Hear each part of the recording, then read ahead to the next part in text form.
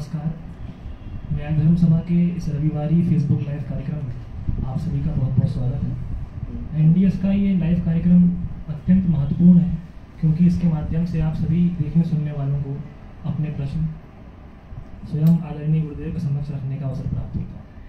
तो प्रश्नों की इसी श्रृंखला में आज का प्रश्न छत्तीसगढ़ से शशांक जी ने पूछा है। उन्होंने पूछा है कि चुनाव आयोग ने कुछ वर्ष पूर्व मतदाताओं को ईवीएम में नोटा का विकल्प दिया है, जिसके बाद बहुत से मत नोटा में डाले जाते हैं जो कि चुनाव के परिणामों को काफ़ी प्रभावित भी करते हैं। हालांकि नोटा जीतने वाले उम्मीदवार को बर्खास्त करने की गारंटी नहीं देता, इसलिए यह केवल एक नकारात्मक प्रतिक्रिया देने की विधि है। नोटा का कोई चुनावी मूल्य नहीं होता है, भले ही नोटा के लिए अधिकतम वोट हो, क्योंकि अधिकतम वोट शेयर वाला उम्मीदवार अब भी विजेता होगा। फिर भी मतदाताओं को नोटा का विकल्प देना कहाँ तक उचित है? वोटिंग की वास्तविक प्रक्रिया और स्वरूप क्या होने चाहिए? एनडीएस पार्टी डीवीएस की बात कहती है, डीवीएस क्या है? इस पर प्रकाश डालने के बाद आदरणीय गुरु।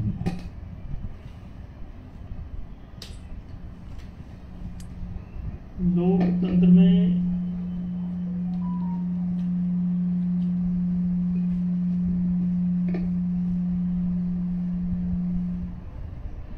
मतदान प्रक्रिया एक सामान्य बात है।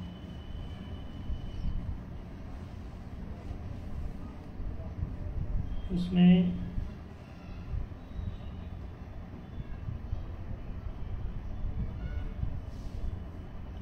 बिना मतदान के कोई गतिविधि संभव नहीं होती।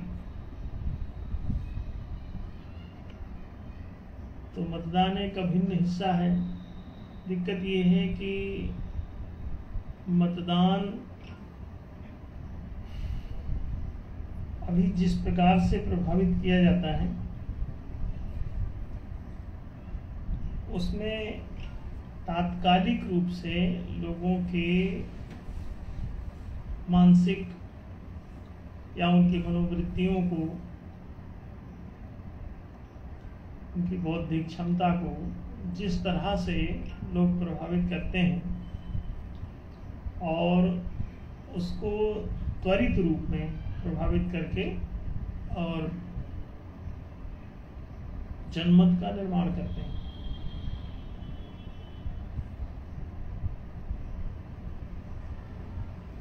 लोगों के आजकल पार्टियां क्या कर रही हैं या नेता क्या कर रहे हैं ये ज़्यादा महत्वपूर्ण नहीं रह गया है, बल्कि ऐसा कुछ माहौल चुनाव के समय पर क्रिएट किया जाता है जिससे लोग क्षणिक एक आवेग में आ जाते हैं। नेचुरल क्रोध में उनको ला दिया जाता है, घृणा से भर दिया जाता है या अदर इसी तरह के मनोवैज्ञानिक हथकंडे अपनाए जाते हैं। उससे जनता प्रभावित होकर के और अपनी पूर्व तमाम परिकल्पनाओं समझदारियों को दरकिनार करके और उस त्वरित रूप में जो हथकंडे अपनाए गए हैं उनसे प्रभावित होकर के मतदान कर बैठती है। इसके बावजूद देखा गया कि बहुत सारे लोग एक इन तमाम मकड़ चालों से प्रभावित होने के बजाय एक विशेष प्रकार की समझ का निर्माण कर लेते हैं और इनसे असंतुष्ट होते हुए भी कई बार उन्हीं को वोट देने के लिए विवश रहते हैं जिनको वो वोट नहीं देना चाहते। अब विकल्प में अगर सांपनाथ का विकल्प नागनाथ ही हो तो उसमें विकल्प आप क्या चुन लेंगे? इसलिए इस पर कुछ लोगों ने चिंतन किया। नोटा की बात आई तो लोगों ने कहा कि भाई जो लोग वर्तमान सभी प्रकार के उपलब्ध विकल्पों में कोई ऐसा नहीं देख पा रहे हैं जो जनहितकारी हो, सार्वजनिक हित की बात करता हो या सार्वजनिक हित के काम करता हो या सार्वजनिक हित के अपने चुनावी घोषणा पत्र लाया हो या उनकी पार्टी का कोई शाश्वत ऐसा सिद्धांत हो जिस पर वो विश्वास करें और वोट देते रहें और उसका कोई पॉजिटिव रिजल्ट आए, परिणाम आए समाज में, देश में, राष्ट्र में, उससे कुछ इम्प्रूवमेंट आए, नैतिकता बढ़े, न्यायशीलता बढ़े, ऐसा दिखाई नहीं देता। तो ऐसी दशा में वो लोग अपना वोट कहां कास्ट करें, किधर लेके जाएं? जब कोई ऐसी धारा नहीं दिखाई दे रही तो उसमें लोगों ने चिंतन किया कि जो भी इस वर्तमान हथकंडों से प्रभावित हुए बिना अगर कोई ऐसा वर्ग है जो अभी की, उसे हम पॉलिटिकल तो नहीं कहते लेकिन डिप्लोमेटिक हथकंडे हैं, वो राजनीतिक नहीं है लेकिन कूटनैतिक है वो, तो राजनेताओं द्वारा जनता को शत्रु मान करके और उनके विरुद्ध कूटनीति का इस्तेमाल होता है, क्योंकि कूटनीति जो है वो जनहितकारी नहीं होती कभी। कूटनीति का तो मतलब होता है कि जैसे मछुआरा मछली के लिए कूटनीति रचता है, छिपी हुई कोई बात को कूटनीति कहते हैं। तो जैसे कि एक मछुआरे ने आटे के भीतर कांटा छिपा के और उसको गोली को डाल दिया पानी में, अब वो कांटे से बंधा हुआ धागा हाथ में पकड़े दूर बैठा हुआ है, तो ये पूरी जो उसमें कूटनीति अपनाई गई है, आटा तो प्रत्यक्ष में है लेकिन कांटा प्रत्यक्ष में कहां है? सीधे कांटा अगर फेंक दें तो एक भी मछली में खाएगी उसको, कांटा क्यों खाएगी, अब क्यों फंसेगी उसमें? तो दिखाया तो जाता है उनको आटा और फेंका जाता है कांटा, तो दिखे आटा और कूट रूप से छिपा हुआ रहे वो कांटा, इसीलिए उसको क्या कहते हैं? कूटनीति। कूट माने छिपी हुई। जैसे कुटिया कोई झाके बनाता है तो उसे कहते हैं कोई छिपी हुई, छिपने की कोई जगह बना दी, उसे कहते कुटिया। तो ऐसी आच्छादित बातें, छल कपट से युक्त जो बातें हैं, छल माने आच्छादन, उसके ऊपर एक आवरण चढ़ा हुआ है, ढक्कन चढ़ा हुआ है, कवर चढ़ा हुआ है और अंदर उसके कांटा है, कवर है आटे का, दिख क्या रहा है? आटा दिख रहा है, आटे की गोली दिख रही है, लेकिन उसके पीछे कांटा अगर डाल देता है वो, तो ये कहलाता है कूटनीति। अब इस कूटनीति के जरिए ही, जैसे उन्होंने आपसे कहा कि आप 5 किलो आपको राशन मिलेगा, अब जनता ही राशन उगाती है और जनता को ही राशन दिया जा रहा है। गरीब तबका, सब किसान मजदूर तबका है, वही उत्पादन कर रहा है और उत्पादित वस्तुएं उसको मुफ्त में देने की बात चल रही है, तो उसके श्रम का ही भुगतान कर दो, मुफ्त में क्यों दे रहे हो? तो श्रम को, जो उसने श्रम किया है उसके अनुसार उसको पेमेंट देने के बजाय उसको वो तो मार लेते हैं, श्रम का जो उसका वैल्यू है उसको मार लिया जाता है और उसमें छिपी हुई, जैसे हमने बताया कि एक रेपो रेट का सिद्धांत है कि उन्होंने रेपो रेट लगा दिया, अब आप श्रम करते रहिए और गरीबी का अंत नहीं होगा। जितने प्रतिशत रेपो रेट रहता है उसके 10 टाइम्स तक, क्योंकि वेलोसिटी ऑफ करेंसी का सिद्धांत एटलीस्ट उसे 10 टाइम्स कर देता है। एक हाथ से दूसरे में गई, दूसरे से तीसरे में गई मुद्रा, तो जितने बार गई उतने बार वो प्रभावित करती है इस मामले को।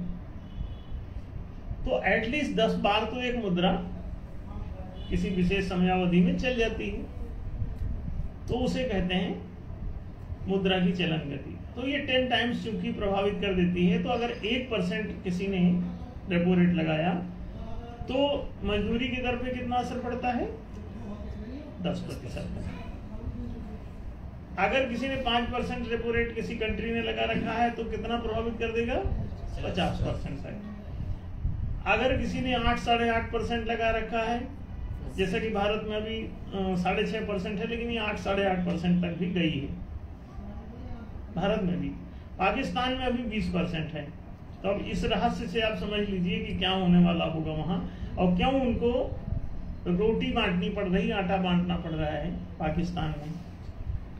ये पटकथा आप पूरी समझ सकते हैं। हम तो इस पे समाज में कम से कम पिछले 35 साल से लगातार इन्हीं चीजों पे हम काम कर रहे हैं, अब बोलते ही रहते हैं इन बातों पे।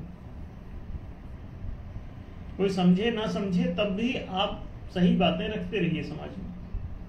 ये सात्विक नीति है कि लोगों को समझ में देर सवेर तो आएगा ही। 100% में 1% को भी समझ में आता है, बड़ी बात है। अब देखें, यदि आज के हिसाब से अगर 6.5% भी अगर लगी है तो कितना प्रभावित करेगी मजदूरी की दर को? और ये सभी जितने भी श्रमिक हैं उनका मजदूरी वेतन, जो अब ज्यादातर तो लोग सब नौकरी पेशा वाले ही है ना, तो उनके सबके ऊपर कितना असर पड़ेगा? 65%। इसका मतलब ये है कि अगर कोई 100 रुपए का काम करता है तो उसे कितना मिलेगा?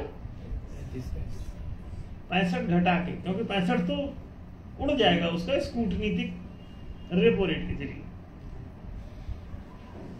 तो मात्र उसके हाथ में 100 रुपए का काम करके 35। अब घर की स्थिति 35% में कैसे चलेगी?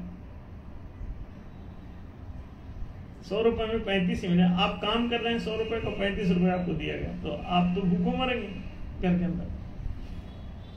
इसीलिए सारी लेबर क्लास दिन भर मेहनत करने के बावजूद भूखों मर रही है। और सेठों के यहां ये 65% जो गायब हुआ प्रत्येक लेबर का, ये कहां गया? जब उत्पादन हुआ ही है, श्रम उतना किया ही गया है, तो उसका प्रतिफल तो होगा ही कहीं ना कहीं, तो वो कहां जाएगा? नेचुरली वो जहां काम कर रहा है उस काम का जो मालिक है, दुकान में काम कर रहा है दुकान का कोई मालिक होगा, फैक्ट्री में काम कर रहा है तो फैक्ट्री कोई मालिक होगा, जमीन पर काम किया है तो जमीन का भी कोई मालिक होगा। क्यों? इसका मजदूरी वेतन तभी बन रहा है जब ये मालिक नहीं है, ये भी सिद्ध हुआ। नहीं तो ये मजदूरी वेतन क्यों? ये तो अपना फसल का उत्पादन जो हुआ है तो उत्पादित जो भी उसका लाभ होना है वो हो जाएगा। वो मजदूरी वेतन थोड़ी काउंट करता है। कोई दुकानदार अपनी दुकान बैठा हुआ है तो मजदूरी वेतन कहाँ काउंट हो रही है उसकी? वो तो जो कुछ भी उसमें फायदा होता हो सब उसका है। अब आप देखिए कि एक तो उसमें गुलामी प्रथा सिद्ध हो गई, दूसरी गुलामी के बाद जो श्रम किया उसने वो भी मार लिया गया, और गुलामी भी इसीलिए ये बन जाती है क्योंकि इसमें ये गायब हो रहा है उसका। अगर उस किसी भी काम का प्रतिफल अगर जितना काम किया उतना मिल ही जाए तो गुलामी किस बात की? तब तो ठीक ही, जितना आपने श्रम किया उतना अगर प्रतिफल मिल ही गया तब तो न्यायोचित है। लेकिन वो कहेंगे प्रचलन में 35 ही बना तो आपको 35 मिल तो रहा नहीं, ओरिजिनल तो 100 रुपए था। आप रेपो रेट जब हटाएंगे तब समाज में जो मजदूरी वेतन बनेगा वो उसका मौलिक वेतन होगा। तो कूटनीति के जरिए किस तरह से ये चीजें हो रही हैं। अब ये राजनीतिक कूटनीति, राजनेतागण जितने ही कूटनीतिक खेल खेलते हैं उनको चंदा देने वाला ये कूटनीति खेल रहा था। अच्छा, कूटनीति जो है ये दुर्जनों, दुष्टों, अपराधियों, आक्रमणकारियों, शत्रुओं के विरुद्ध कूटनीति का प्रयोग प्रशस्त है। वो लोग किसके लिए करते हैं? ये तो जनता के लिए कर रहे हैं। तो जनता क्या शत्रु है? जनता शत्रु माने बिना आप कैसे कूटनीति का खेल करेंगे उसके साथ? कूटनीति की आपको जरूरत क्यों है? ये तो कोई जैसे पुलिस जो है, अपराधी कोई मान लो बाहर से आतंकी घुस जाए तो पुलिस अगर पुलिस की ड्रेस पहन के जाए तो दूर से ही पहचान लेंगे और भाग जाएंगे। तो पुलिस क्या करती है, उनके लिए कूटनीति का उपयोग करती है। कूटनीति में क्या करती है कि ड्रेस बदल लेती है। तो पुलिस तत्व जो है वो उसके नीचे छिप गया, आच्छादित हो गया। अब वो सामान्य आदमी के ड्रेस में मान लो गया, तो उनके बीच में ही जाके बैठा है, क्योंकि उसको नॉर्मल आदमी मान रहे हैं। उनके बीच में ही जाके बैठा है और उनकी बातें सुन रहा है। और फिर जब कंफर्म हो गया कि अच्छा ये आतंकी है, तो पता चला वहीं अरेस्ट भी कर लिया। तो ये किनको, बाहर जो राष्ट्र के शत्रु हैं, हमलावर हैं, जो राष्ट्र पर आक्रमण कर रहे हैं, तो उनको कूट रूप से उनके साथ व्यवहार ये प्रशस्त है। अब राजनीति क्या कर रही है, राजनीति के क्षेत्र में जो लोग गए वो आपके साथ राजनीति नहीं, वो कूटनीति, डिप्लोमेटिक हो गए हैं, डिप्लोमेसी खेल रहे हैं आपके साथ। तो पॉलिटी अब जो है वो डिप्लोमेसी में बदल गई। तो पॉलिटी कन्वर्ट हो गई। जनता के विरुद्ध होनी तो पॉलिटिक्स चाहिए थी, अब वो पॉलिटिक्स शब्द ही उसका कूटनीति के अब लोग बोलने लगे हैं। कहीं भी आप देखेंगे तो गांव बस्तियों में, बाजार में खड़े हुए लोग कहेंगे अरे देखो भाई, ज्यादा हमारे साथ पॉलिटिक्स मत खेलो। वो उनको कहना चाहिए कि ज्यादा डिप्लोमेसी मत खेलो, डिप्लोमेसी मत करो, हम तुम्हारे शत्रु थोड़ी हैं। तो वो बोलते हैं अब सीधे, कह रहे राजनीति कर रहा है अब लोग। तो इसका मतलब राजनीति माने होता है रक्षा नीति। आपकी रक्षा कर रहे तो इसमें बुरा क्यों मान रहे हो? अगर आपके हितों की रक्षा के लिए वो सब काम कर रहा है तो बढ़िया है। तो ये गलत अर्थ में राजनीति शब्द प्रयुक्त होने लगा, जैसे कि हरिजन शब्द का जो हाल हो गया है। आपने जो कई गांधी जी ने कुछ SC/ST क्लास में से किसी वर्ग विशेष को उन्होंने कहा कि ये भाई अपमानजनक संबोधन नहीं होना चाहिए, तो ये बोलिए इनको हरिजन कहा जाए। हरिजन मतलब हरि माने भगवान, तो भगवान के आदमी। अब बाद में पता चला कि हरिजन शब्द का मतलब वही हो गया।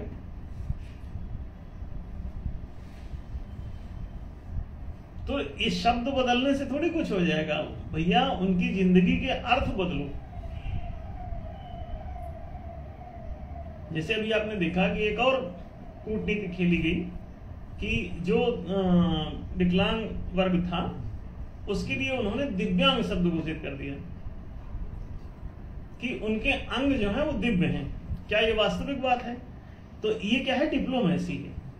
उनको वो तात्कालिक रूप से मनोवैज्ञानिक उनके ऊपर प्रभाव डाल के, और वो राजनेता क्या करता है कि उसने घोषित किया तो उसका एक माहौल उनके बीच में बन गया कि हमको, चलो लोग हमको ऐसा डाउन दृष्टि से देखते थे, अब हमको वो दिव्य मानेंगे, अब हमको दिव्यांग बोला जाएगा। वो इस मुगालते में आ गए। बाद में पता चला इस दिव्यांग का अर्थ वही हो गया जो पहले वाला चल रहा था। इसी अभिप्राय से, जैसे आप स्टील के बर्तन को ग्लास बोलते हैं, बोल रहे हैं कि एक गिलास पानी दे दो, अब स्टील वाले बर्तन में आप जो है मांग रहे हैं, बोल भी रहे। कई लोग तो बोलते हैं स्टील के ग्लास वहां मिलते हैं। अब ग्लास की डिक्शनरी खोल के देखो, स्टील का ग्लास, अच्छा ये स्टील वाले ग्लास में पानी दे दो कहते हैं। अब कुछ समझ में आया? ग्लास माने होता है कांच, तो स्टील का कोई ग्लास होगा।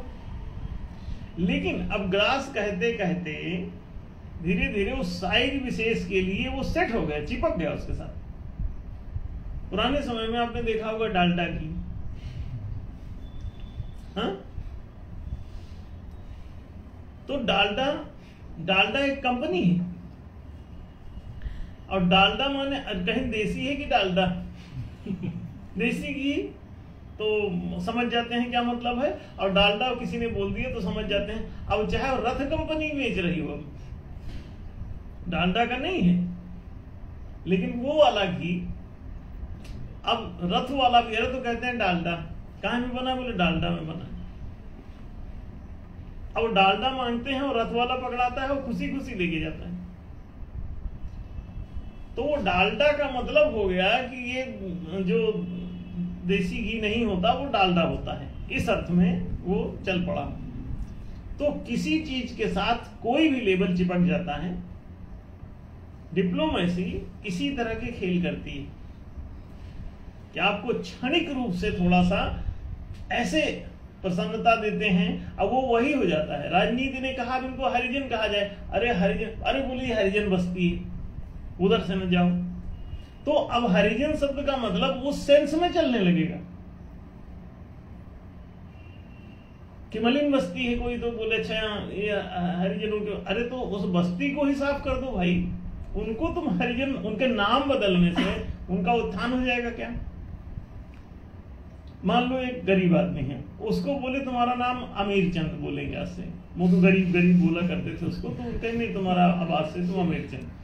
अब वो बेचारा है तो गरीब, वो फटेहाल घूम रहा, बोले अमीर चंद जो है फटेहाल, 15 दिन से नहीं नहाए, साबुने नहीं है उनके पास, कपड़ा नहीं पहनने के लिए, नंगे घूम रहे अमीर चंद।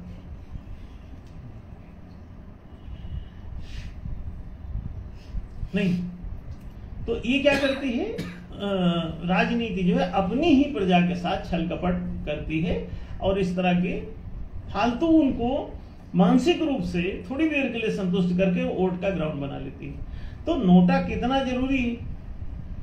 लोगों ने कहा कि अगर सबसे इसी तरह की जब सारी राजनीतिक पार्टियां यही करने लगे, डिप्लोमेसी खेलने लग जाएं, ये आपको थोड़ी देर के लिए संतुष्ट करके कि आपको गरीबू मल को अमीर चंद बना दिया थोड़ी देर के लिए, आप खुश हो गए, आप वोट दे आए।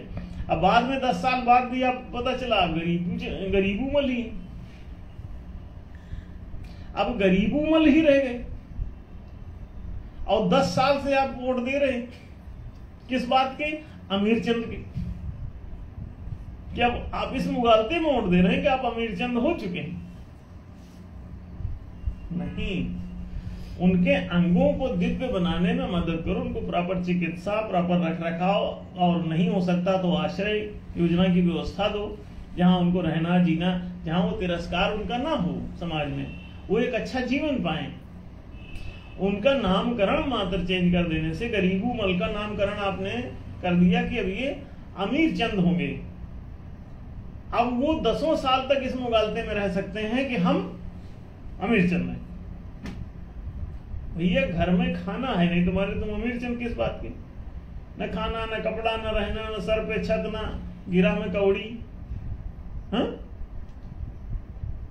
और आप बने घूमिए अमीर चंद, कोई लाभ नहीं।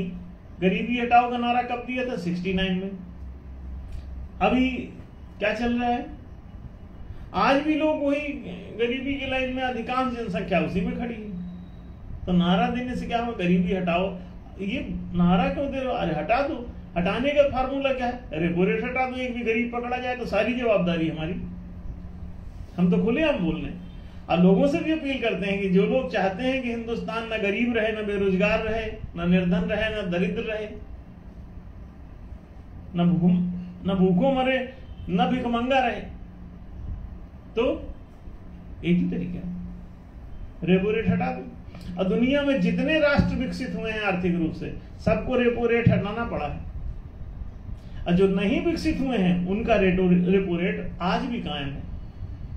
हर गरीब राष्ट्र रेपो रेट वाला है और हर अमीर राष्ट्र रेपो रेट हटा के अमीर हो चुका है। जैसे ही आप रेपो रेट हटाते हैं, सड़कें सुंदर होने लगती हैं, कांच जैसी चमकने लगती हैं, एक भी गड्ढा नहीं मिलता। रेपो रेट हटाइए, गड्ढा गायब हो जाएगा सड़क का। रेपो रेट हटाइए, ये जो पुराने झरते झुरते मकान हैं, मट्टी के मकान, घास फूस की झोपड़ियां, ये सब गायब हो जाएंगी और सबकी जगह पे सुंदर सुंदर आलीशान बंगले नजर आएंगे।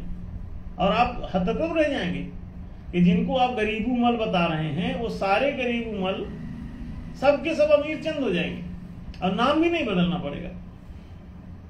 आप गरीबू मल ही रहने दो। जब वो उतरेंगे एक 25 लाख की कार से, तो लोग खुद ही समझ जाएंगे कि गरीबों मल नहीं, गरीबों के बाप हैं। हाँ?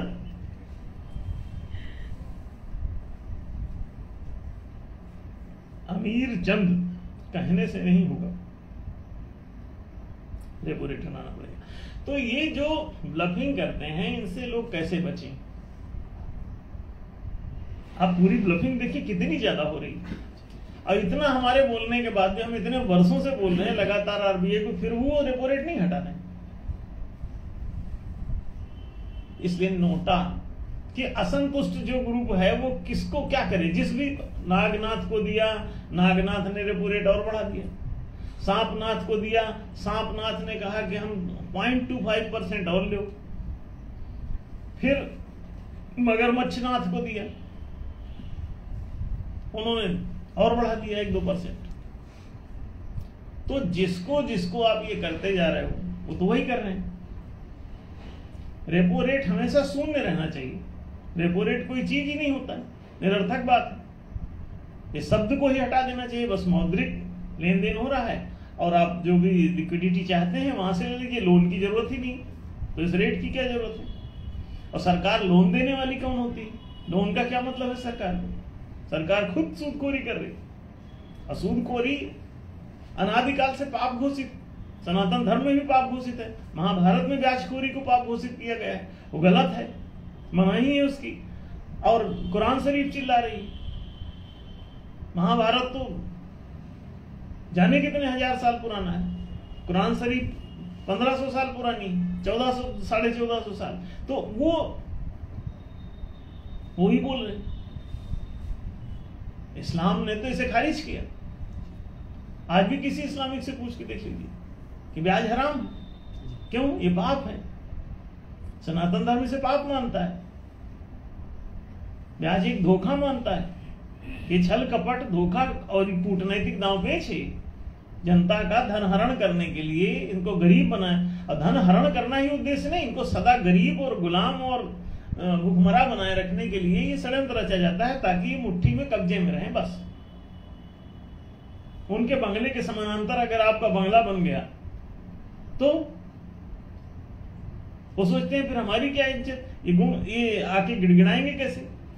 तो गिड़गिड़ाओगे तभी जब तुम्हारा गरीबी गुलामी मेंटेन रहे, तुम बेरोजगार रहो। रेपो रेट हटते ही हर प्रकार को पूंजी का अभाव ही खत्म हो जाता है, और कैपिटल अगर सुलभ है तो आपको कोई तकलीफ ही नहीं। अब देखिए, अब इस छल कपट के वातावरण में कोई वोटर अगर असंतुष्ट है तो क्या करे? तो चुनाव आयोग ने कहा कि भाई ये नोटा विकालम होगा, इस पे ठोको। तो बहुत सारे लोग नोटा पे ठोके। इससे कम से कम असंतुष्टि का पता चलेगा कि कुछ लोग असंतुष्ट क्यों हैं हमसे। अब चुनाव आयोग पूछता भी नहीं है कि इतने लोग जो असंतुष्ट हो तो क्यों असंतुष्ट हो, सब लोग बताओ अपनी अपनी बात। तो चुनाव आयोग उसको ले, और अगले साल अगर जो भी पार्टियां इन शिकायतों को दूर नहीं करती हैं चुनाव जीतने के बाद, तो उनकी लाइसेंस को जब्त किया जाए कि जब आप जनहित का कोई काम नहीं, इतने लोग तो असंतुष्ट बैठे, तो उन पार्टियों को लेटर इशू किया जाए, उनसे कारण बताओ, नोटिस पूछा जाए कि असंतुष्ट वर्ग तुमसे बाहर क्यों जा रहा है, तुमको तुम में से ही वोट क्यों नहीं दे रहा, क्या तुम सब पागल हो?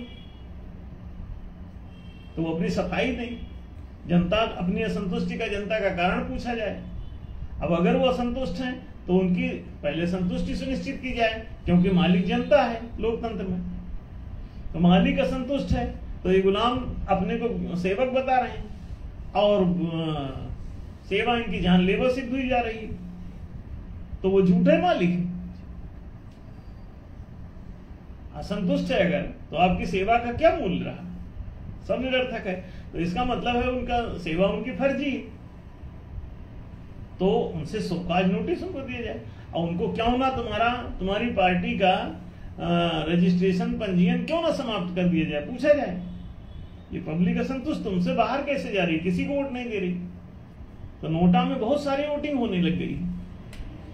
हमने इसीलिए न्याय धर्म सभा को उतारा। अब न्याय धर्म सभा को कोई चंदा न देगा, क्यों? न्याय धर्म सभा रेपो रेट बढ़ाने से रही, तो उनको कोई फायदा नहीं होगा। कारपोरेट जगत को मालूम है, जो हमारी भी पार्टी है, तो ये चुनाव आयोग ने नियम क्यों नहीं बनाया कि जितनी पार्टियां होंगी, जितना चंदा होगा उसको सब समान रूप से सभी पार्टियों को मिलेगा? क्यों? चुनाव सब लड़ रहे हैं तो खर्चा तो सभी का है। दूसरी बात, चुनाव खर्चा चुनाव आयोग क्यों नहीं करता? बहुत सी समस्याएं। तो जो एनडीएस ने जो वोटिंग सिस्टम दिया है, जैसे डिजिटल करेंसी सिस्टम होता है, इसे डिजिटल वोटिंग सिस्टम होता है, उसे डीवीएस कहते हैं, जो इसमें पूछा गया है प्रश्न। डीवीएस का मतलब होता है डिजिटल वोटिंग सिस्टम, एक ऐसा पारदर्शी वोटिंग सिस्टम जो डिजिटलाइज्ड हो और ऑनलाइन हो। ना उसमें ईवीएम की जरूरत होगी, जब ऑनलाइन होगा तो ईवीएम की क्या जरूरत है, वहां जाके बटन दबाने की कहां जरूरत है। तो ऑनलाइन वोटिंग आप बाथरूम में नहाते नहाते कर सकते हैं। आप मोबाइल रख दीजिए, आपको वोटिंग का टाइम हो रहा है, आप उंगली तो रखना, उंगली रख दीजिए, नहाइए, हो गई वोटिंग आपकी। तो ये तो बहुत सरल और सुंदर सिस्टम है वो डीवीएस का, हमने चुनाव आयोग को दिया हुआ है। चुनाव आयोग लगभग उसको स्वीकार भी कर चुका है। तो ये इंप्लीमेंट होगा ही, जैसे डिजिटल करेंसी सिस्टम इंप्लीमेंट हो गया है और धीरे धीरे लेन देन बढ़ता जा रहा है। पूरी दुनिया का 46% लेन देन अब डिजिटल फॉर्मेट में होने लगा और पूरी दुनिया का 46% भारत में हो रहा। मतलब जितना भी टोटल ट्रांजैक्शन हो रहा है ऑनलाइन, उसमें से 46% केवल भारत में हो रहा है। अब आप देख लीजिए, 200 से अधिक देश है और ट्रांजैक्शन में 46% टोटल ट्रांजैक्शन का इनका है, अकेले देश का। अद्भुत है। और ये है चमत्कार एनडीएस का। धीरे धीरे न्याय धर्म सभा लोगों को लाइन पे ला रही है। परिस्थितियां हम लोग ऐसी निर्मित कर रहे हैं कि वो लोग मजबूर हो जाते हैं हम लोगों के प्रस्तावों पे काम करने के लिए। जैसे आम आदमी पार्टी इसमें विवश है, चारों जनाधिकारों के अलावा कोई रट्टा नहीं। अपने उनके चारों जना जो चार उनके मुद्दे थे, जिसमें जन लोकपाल और राइट टू रिकॉल और सिटीजन चार्टर, मोहल्ला सभा, उनका सब गायब है। और अब ये हावी चारों जनाधिकार, शिक्षा, रोजगार, सुविधा, संरक्षण, इस पे बात करो, वो अब इसके अलावा कोई चर्चा ही नहीं करते केजरीवाल एंड कंपनी। तो इनको सबको धीरे धीरे इनकी कूटनीति को हम समाप्त कर रहे हैं, सभी पार्टियों के समाप्त कर रहे हैं। उनको पता चले या ना चले, ये सब देखो ईश्वर की लाठी पड़ती है, दिखाई नहीं देती, पड़ती है अच्छे से, लगती भी नहीं, दिखने से क्या, सन्न सन्न पड़ती है तो लगती तो है, भले दिखाई ना दे, तो अदृश्य। जैसे मिस्टर इंडिया में आपने देखा होगा, ईश्वर इसी तरह का होता है, देते रहता है लेकिन समझ नहीं आता किधर से मार रहा है, वो कहां छिपा है। तो ये सभी को धीरे धीरे ईश्वरीय लाठी का सामना करना पड़ेगा। क्यों? सब दंडनीय अपराधी तो है ही। एक धर्मशास्त्र कहता है, अधिकम यो अभिमन्यते यावत् ब्रीहि जठरम तावत् स्वत्वम विदेहिनाम, और अधिकम यो अभिमन्यते, जो आपकी सामान्य जरूरत से ज्यादा अगर कोई भी धन संपदा आप हथिया रहे हो, तो कहते हैं अधिकम माने जो अधिक, उससे उस जरूरत से ज्यादा, सामान्य जरूरतों से अधिक जो अभिमन्यत माने अपनी मानता है, सा इस्तेनो, वो चोर है, और दंडम अर्हति, और दंडनीय है, माने उसे ठोक पीट के बाहर किया जाना चाहिए। तो इस परिभाषा के अनुसार तो सारे ही ऊपर के लोग फंस रहे। एक औसत सामान्य जीवन यापन के लिए औसत मध्यम दर्जे से अधिक अगर कोई, जो हजारों लाखों करोड़, ये सामान्य औसत मध्यम है। हाँ? अरे मध्यम से ऊपर जाने कितना ऊंचा जा रहा है। तो अधिकम यो अभिमन्यते साहिस्तेनो, वो चोर, स्तेन माने चोर होता है, साहिस्तेनो, और दंडम अर्हति, दंड की अर्हता माने योग्यता उसे प्राप्त हो गई। ठोको ताली, ये थोड़े दिनों में ही ठोकेंगे। अब ताली से ठोकेंगे कि डंडे से ठोकेंगे, दंड से ठोकेंगे, यही जाने, लेकिन ये अगर सन्मार्ग पे नहीं आए तो इनके घर के लोग ही इन्हें ठोकने लगेंगे। शिक्षा बढ़ रही तो बहुत फर्क पड़ेगा। तो ये नोटा एक प्रकार की अदृश्य ठुकाई है। नोटा अगर दिया है इन्होंने प्रोविजन, थोड़ा सा चुनाव आयोग इस पे और आ जाए कि चुनाव का खर्चा चुनाव आयोग उठाने लगे, चुनाव का प्रचार सरकारी माध्यमों से होने लगे। सरकारी संचार माध्यम बहुत हैं, सरकारी अखबार हो, सरकारी मैगजीन हो, सरकारी गजेट हो, सरकारी टीवी हो, सरकारी रेडियो स्टेशन हो, बहुत माध्यम है सरकारी चल रहे हैं, बट दे डोंट। आप प्रचार को से अरे शादी तुम करवा रहे हो और तुम्हारा जो है टेंट हाउस का किराया कोई और दे, आयोजन तुम कर रहे हो, हाँ? और किराया भाड़ा सब कोई और दे, तो ये ठीक नहीं। इसलिए जिसका आयोजन वही जिम्मेदार है भैया। चुनाव तुम करा रहे हो, दूसरे लोग अपना पैसा लगा के चुनाव रिटर्न कहीं 1 रुपया आना नहीं। हम तो कह रहे एनडीएस तो पूरा वसूली है चुनाव आयोग से कभी न कभी, और जो चुनाव आयोग के अधिकारी अभी से हैं वो दे नहीं रहे हैं, तो अब तक आया नहीं हमारे पास। हम तो कब से अनाउंस कर रहे हैं इस बात को, और वो लोग सुन ले हमारा पैसा लौटाएं। क्यों 10-10 हजार रुपए जब्त कर लिए हैं वो लोग, और कहते हैं जमानत जब्त। कोई सही बात कहो तो जनता को इतनी समझ है नहीं कि वो वोट एकदम से दे देगी, और प्रचार पहुंचते ही नहीं वहां तक। हमारी बातें आप पहुंचा दीजिए और देखिए 95% से अधिक वोटिंग होगा एनडीएस को, लेकिन पहुंचाए चुनाव आयोग का ये काम है कि हमारा घोषणा पत्र सबको पहुंचाए और बताए कि न्याय का घोषणा पत्र ये सभी को 12 मताधिकार मिलने चाहिए, 4 जनाधिकार मिलने चाहिए, तो काहे नहीं मिल रहे। करेंसी डिजिटल करो, भ्रष्टाचार खत्म हो जाता है। डीवीएस लागू करो तो राजनीतिक भ्रष्टाचार खत्म हो जाता है।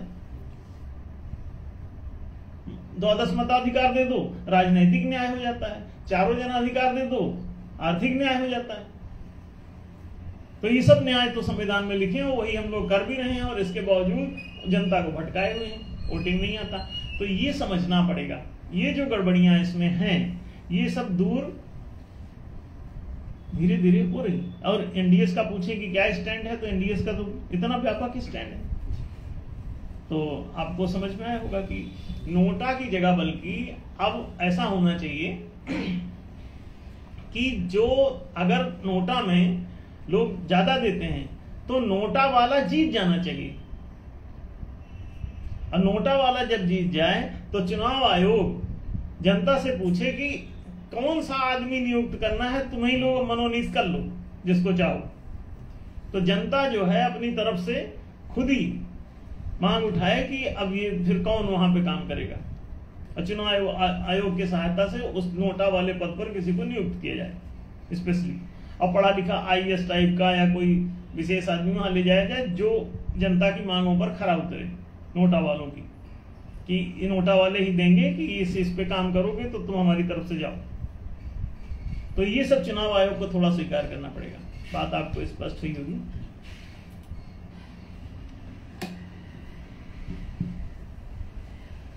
बहुत बहुत धन्यवाद गुरु जी। एक अत्यंत महत्वपूर्ण और बहुत उलझे हुए विषय को आपने बहुत ही सरलता से हम सबको समझाया। दास्ता की बेड़ियां इतनी अदृश्य हो गई हैं कि इनको देखने के लिए एक सत्यात्मक दृष्टिकोण की आवश्यकता होती है, और इनसे मुक्ति का उपाय सिर्फ एक ही है, न्याय धर्म की स्थापना। न्याय धर्म सभा विगत 3 दशकों से भी अधिक समय से इस कार्य को कर रही है और बहुत तेज गति से अपने गंतव्य की ओर बढ़ रही है। तो ऐसे में ये कहना कोई अतिशयोक्ति नहीं होगा कि न्याय धर्म का सूर्योदय अब अत्यंत निकट है।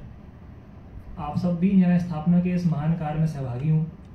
क्योंकि न्याय का प्रचार ही न्याय की स्थापना है, तो न्याय का अधिक से अधिक प्रचार करें, इस वीडियो को अधिक से अधिक लोगों तक पहुंचाएं, इसे लाइक करें, शेयर करें, न्याय धर्म सभा को सब्सक्राइब करें। आप सबसे फिर मुलाकात होगी अगले रविवार एक नए विषय के साथ। तब तक के लिए नमस्कार, शुभ रात्रि।